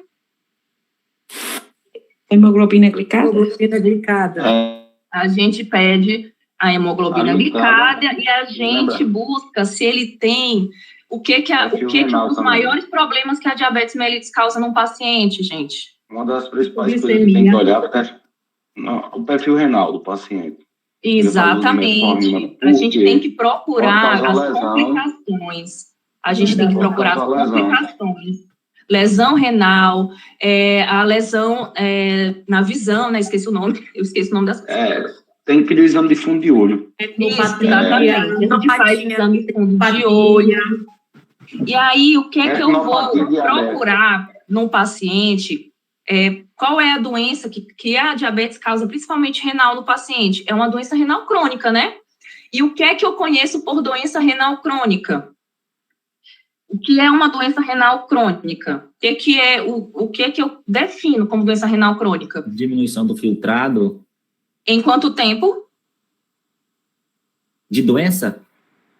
Quanto tempo eu considero que a diminuição desse filtrado eu já posso considerar como crônico? 3 meses, tá? 3 a 6 meses. Em 3 meses de filtrado de alteração da função renal, eu já posso considerar uma doença renal crônica, tá? Então, o que ele me diz? Que ele tá com esse exame aqui e ele já teve há 3 e há 6 meses exames semelhantes. Então, a gente pode dizer que ele tá com esse resultado sustentado, que é há 6 meses, né? E quais são os resultados dele aqui? Vamos ver.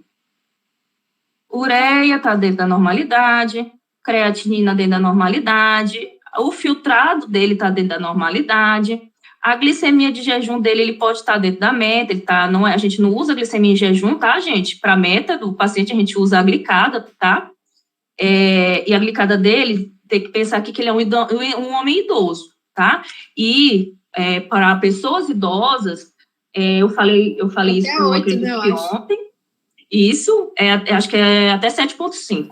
É até 7,5. Mas depois eu confirmo para vocês. Eu acredito... É até 7,5. Agora, sim, até geralmente 7,5. prova, é bom a gente gravar só as coisas. Eu observei isso. Prova do Revalido, eles não costumam pedir que a gente calcule a taxa de filtrado. Eles já dão a taxa eles vão te dar a taxa. Eles querem que você saiba se está no limite, tá? No limite. Eles vão te dar essa Isso taxa. mesmo. Não vão pedir para você calcular. Tanto que eles te deram Isso aqui, mesmo. o filtrado glomerular. Só que ele te deu um dado aqui importantíssimo, gente. Albuminúria. Uma albuminúria altíssima. Há 3 meses. O que é isso? Diminuição da função renal.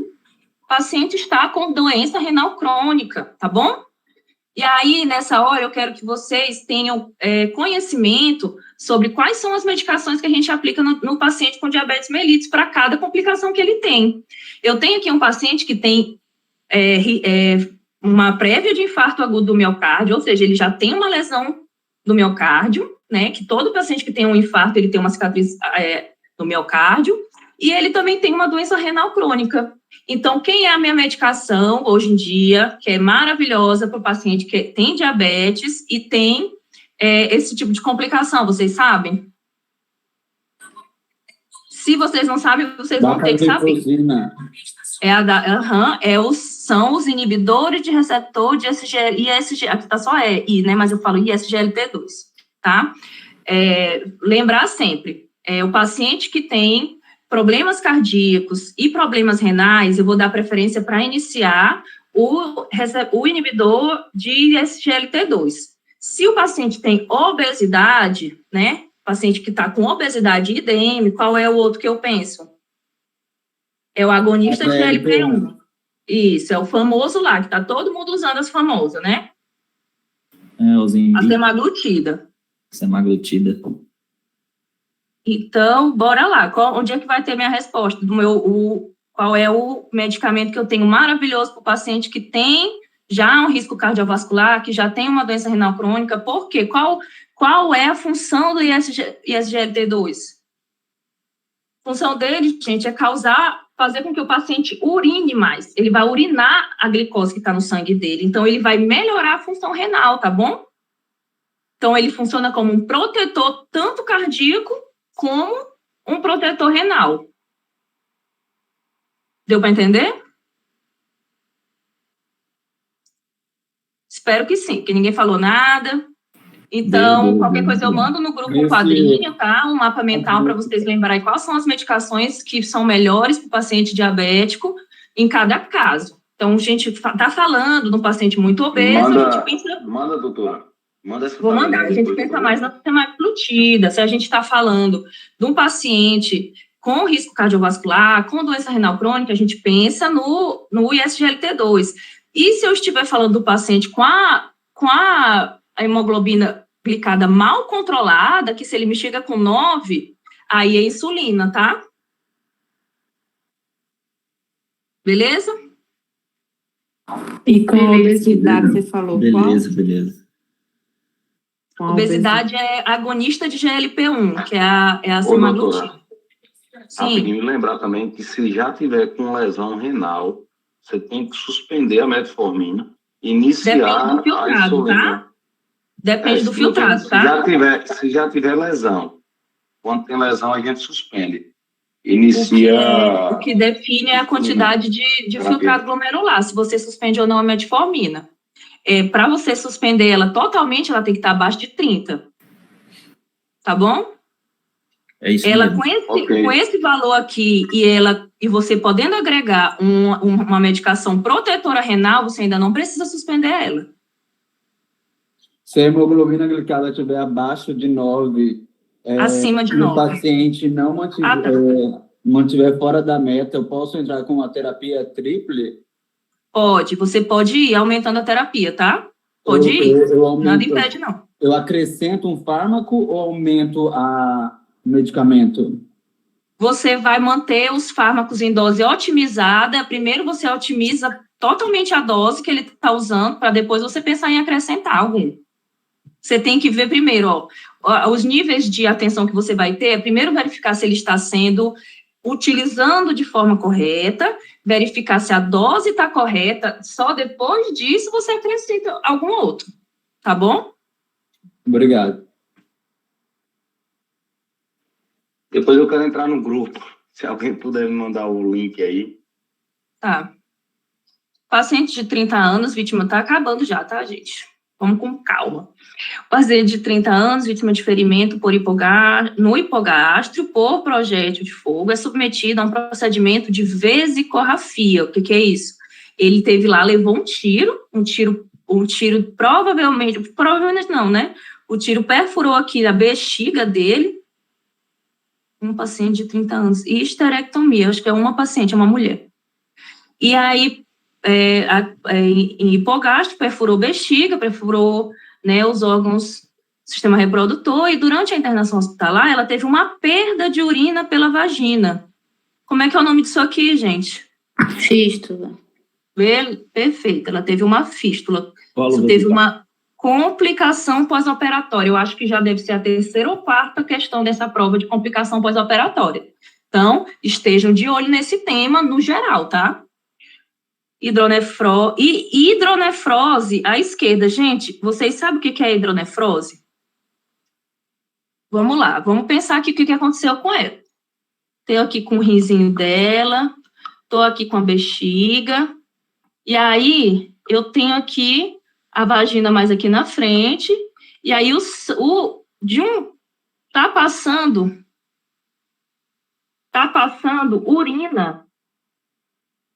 urina da bexiga direto para entrar aqui na vagina. Então, a gente tem uma fístula. Só que eu também tenho um rim que está cheio de urina. Eu estou com hidronefrose em um dos rins. Então, significa que, além dessa complicação, um dos meus uretérios estão o quê? Obstruídos. Entendeu? Deu para entender? Sim. Vou desenhar a situação, para a gente entender. Então, eu tenho um ureter que provavelmente eu costurei ele, que ele foi cortado durante o tiro, ou durante a cirurgia eu deixei ele tampado, e eu deixei um buraquinho aqui entre a vagina, entre o útero e a coisa, ou entre a vagina e a bexiga. E aí eu vou ter que fazer alguma coisa para consertar, né, gente? Eu não posso deixar a paciente urinando pela vagina, e nem o rim dela perder.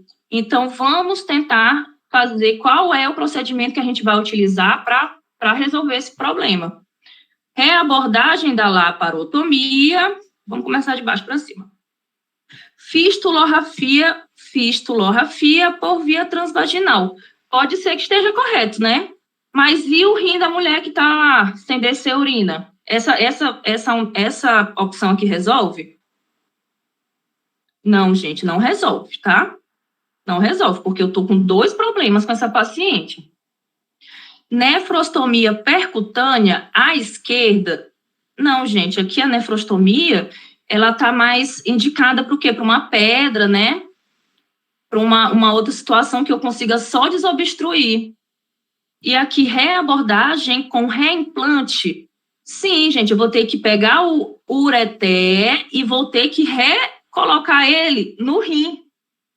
Ou na bexiga, né? No caso, pode ser na bexiga que ele saiu. E vou ter que recolocar ele na bexiga para ele continuar descendo urina do rim direto para a bexiga. Então, as minhas condutas aqui vão ter que ser 2. Eu vou ter que resolver 2 problemas dessa paciente, tá? Eu vou ter que reimplantar a ureter na bexiga e vou ter que costurar a minha fístula. Então, qual é a minha opção que contém 2 abordagens? A letra A. Deu para entender, gente? Alguém ficou sem entender? Deu para entender, tranquilo. Tranquilo? Então, vamos continuar. Não tenham vergonha, não, gente. Eu faço um desenho melhor, qualquer coisa. Sei que aqui foi só para tentar demonstrar aqui, ó, o que aconteceu. Um rim dela cheio de urina aqui, a bexiga dela passando, né, urina para a vagina, e saindo aqui, e aí a gente tinha que pegar esse ureter que está sem comunicação e colocar ele novamente na bexiga dela, que foi o que aconteceu aqui de complicação. Questão tem um pouco, vou dizer aqui, né, Não, eu não digo nem difícil, eu achei assim um pouquinho sem noção. Mas eu tinha que saber ter um raciocínio mais lógico aqui. Uma criança de 3 anos, pré-escolar, atendida na atenção primária, ao verificar o cartão de vacina dela, o médico constata atraso. Tá aqui, gente, uma coisa que eu pedi para vocês, eu pedi para quem já está no grupo, eu vou pedir para todo mundo que está assistindo isso aqui. Decorem o calendário vacinal por completo. Leiam e refaçam eles quantas vezes vocês precisarem, porque vai cair alguma questão de vacina. 1 ou 2, tem prova que caiu até 3, tá? Então, vocês não vão perder esse ponto, que vocês sabem que vai ser um ponto que vocês vão ganhar. Não vão perder, tá? Decorem por completo. Na época, né, a gente ainda não tinha a substituição da VOP, tá bom? Então, a resposta correta seria, aos 15 meses, a gente faz... aos 12 meses a TPM, a DTPA, aos 15 meses, né? Então, é difteria, tétano, né, hepatite A, a tríplice varicela e a poliomielite, que era oral, mas a gente não tem mais poliomielite oral. Então, essa opção aqui é a correta, mas ela está desatualizada, tá bom? Estudem o novo calendário. Estudem mesmo. Não vão sem saber ele completo, de cabo a rabo, de frente para trás, porque quando cai é assim. Me diz aí todas as vacinas que a criança tem que tomar com 12, com 13, com 15, com 9, você tem que saber. Então, a gente foi aqui eliminando, difteria, tétano, hepatite A, cachumba e rubéola. Faltou, né? Faltou a varicela, né? Que aqui, no caso, ele teria só a tríplice. E sendo que nos 15 a gente adiciona a varicela. Sarampo, cachumba, rubéola, varicela, polio e febre amarela. Não, gente, a polio é com 9, né? Sarampo, cachumba, rubéola, hepatite A, difteria, tétano, pertusso, varicela e febre amarela. Não, gente, a febre amarela é com 9, tá? Então, a resposta na época seria essa, mas ela está desatualizada. Então, aí agora é a VIP, Fabi?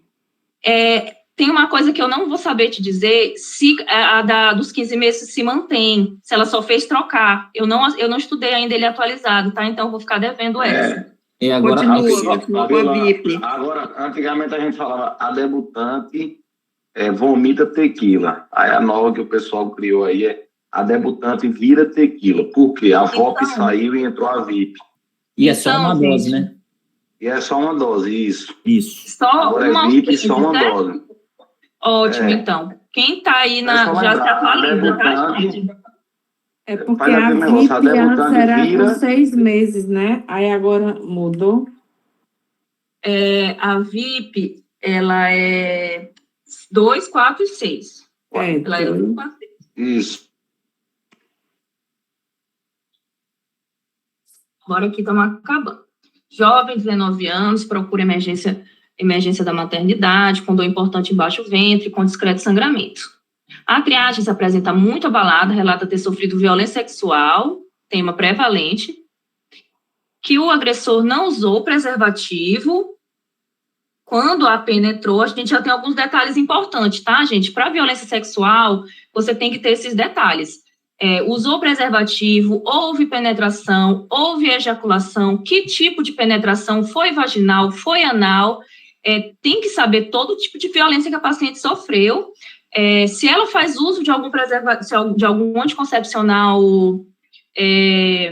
eficiente, né, como um DIU, um anticoncepcional oral que ela não deixa de tomar, e também se ela teve outro tipo de lesão, se ele bateu nela, se ele machucou ela. Então, são essas algumas informações que eles têm que estar contendo. Você tem que tentar investigar da paciente que sofreu abuso sexual.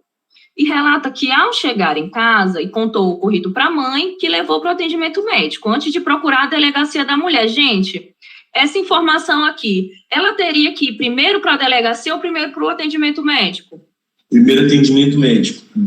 Exatamente, gente, não faz diferença, ela não precisa ir primeiro à delegacia para ser atendida, tá? Essas informações, às vezes, elas vêm só com a intenção de, confundir. Informa nunca ter engravidado, tem ciclos regulares, iniciou a vida sexual aos 17, com o ex-namorado, e está sem relações sexuais há 5 meses. Eu acredito que essa informação aqui é para te dizer que ela não está usando nenhum anticoncepcional, tá bom? É para te deixar informado disso. De acordo com a norma técnica do Ministério da Saúde, a conduta correta é prescrever contracepção de emergência com essa que foi presente, né, gente? Essa aqui foi dada. Isso aqui é para vocês nem piscar para responder. Levonorgestrel dose única e profilaxia para ISTs não virais e virais, independentes do estado sorológico do agressor. Você não vai procurar saber lá, né? Para você sabe que ela teve injetável mensal? Não, né, gente? Injetável mensal também não. Se o teste qualitativo, gente, uma coisa aqui, ó. Você solicita o teste para ela, mas ele não é prerrogativa para você passar o levonorgestrel. Sabe por quê? Porque se essa paciente estiver gestante, ela não vai perder por causa do levonorgestrel, entendeu? Então, ele não tem essa condição, tá? Não existe essa condição aqui. Você só está dentro do atendimento, você solicita, mas isso não vai te impedir de prescrever um levonorgestrel, porque não vai alterar em nada se essa paciente tiver com uma gestação uma gestação anterior ao abuso, tá bom? Independente do estado sorológico do agressor. Essa é a resposta da gente. Tá bom? Ficou claro? Show de bola. Sim. Sim. Bora para a última aqui. Estamos acabando. Uma mulher de 50 anos, da região sul, procedente do estado, de região amazônica, tema quente, tá, gente? Procedente de um estado. Isso aqui era uma aposta fortíssima para a minha prática. Comparece na unidade básica de saúde, com quadro de febre alta, calafrios, tá? E aí, o que a gente já começa a pensar? O que eu falei? A gente já começa a fechar diagnósticos, caixinhas diagnósticas na nossa cabeça. Quais são doenças endêmicas da região amazônica, gente? Vocês sabem? Febre amarela, malária. Perfeito, todo mundo afiado. E aí, perfeito, viu, gente? É isso mesmo. Vocês têm que fazer. Já começa a pensar quem vem de lá vem com o quê? Que inicialmente atribui os episódios diários de febres e calafrios à adaptação de mudança de tempo. Passou 15 dias e ela começou a ocorrer a cada 48 horas, bem a que ele me entregou. Como é o nome dessa febre, gente? Febre terçã. Febre terçã. Se você não sabe, você tem que aprender, tá? Quem está aí online, que não sabe ainda, febre de 48 em 48 horas é febre terçã. Se ela for de 72 em 72, ela é o quê? Quartã. E aí, qual é o meu diagnóstico, gente? Eu preciso ler esse enunciado todinho para eu descartar um diagnóstico? Não preciso, né? Eu vou passar a minha vista rapidinho para saber se tem alguma informação aqui importante, mas eu só tenho uma opção correta, tá, gente? É malária. Eu quero que vocês sejam rápidos, tá? Pensem rápido. Não tem outra opção aqui. Chikungunya não dá febre terçã, febre amarela. Febre amarela dá o quê, gente? Que ele ia me dizer? Você sabe me dizer o que ele ia me dizer que esse paciente tem para eu pensar em febre amarela? Síndrome gripal, início. Amarelão. Vou dizer aqui, ó, sinal de Fagê. Vocês sabem o que é o sinal de Fagê, gente? Amarelão. A febre paroxística? É uma febre que não causa taquicardia, porque um efeito reflexo do febre num cidadão normal, ele aumentar a frequência cardíaca dele. Porém, no sinal de Fagê, ele fica com o contrário disso. Ele fica o contrário disso. Então, ele causa esse efeito, se chama sinal de Fagê. Tá? Então, ele me entregaria esse sinal. Doença de Chagas, seria outra situação, né, gente? Eu poderia até falar, né, de amazônica, mas eu acredito muito fortemente que eles falariam em Bahia, em Pará, falariam mais, né? E também eles dariam um sinal de Romanã, dariam uma história de que o paciente consumiu açaí, entendeu? E a chikungunya, a gente sabe que é aquela artralgia, né? A chikungunya é aquela dor incapacitante, febre, que aqui tem, mas não teria também uma febre terçã. Então, aqui, no meio do enunciado, eu já tenho meu diagnóstico. Eu vou passar a vista vou passar a vista, vou ver se tem mais alguma informação importante, mas eu já sei que aqui nas minhas respostas, eu já tenho a resposta, não preciso ficar perdendo muito tempo. Então, vocês têm que ser rápidos, tá? Senão não dá tempo. Olha o tanto de texto que tem nessa prova, olha o tamanho desse texto. Vocês acham que dá para vocês ficarem ticando ponto por ponto aqui na hora da prova? Não dá, tá bom, gente? Saibam extrair as informações corretas e rápido. Então, por isso que, quando eu estou resolvendo aqui com vocês, eu já vou pedindo para vocês, no início, já ir puxando os quadros sindromáticos na cabeça de vocês. E aí, pessoal? Maravilhoso. Gostaram? Não ficou, não estava gravando, Fabi, isso aqui. Muito obrigada. Legal demais. Não estava gravando, não? Obrigado. O João Paulo gravou, o João Paulo iniciou a gravação. Estava gravando. Parabéns. Laís, Parabéns e obrigado pela disponibilidade. Gente. A febre quartã, ela também é da malária, só que ela não é do Plasmodium vivax, tá? Ela é normalmente ela é uma malária que vem da África, que eu não me lembro agora o nome, mas ela dá a febre quartã. A febre terçã, ela é da malária do Brasil, que é da Amazônia, que é o Plasmodium vivax, que é o que a gente tem aqui. E o tratamento dela é com aquele medicamento do Bolsonaro, como é o nome? Cloroquina. Isso aí. Cloroquina. Vai vender, Bolsonaro. Valeu, Mariana, muito obrigado. De nada, gente. Só vai abrir a mensagem, tá? Acompanhe o grupo e até a próxima. Tchau, tchau. Obrigado, Fabiana.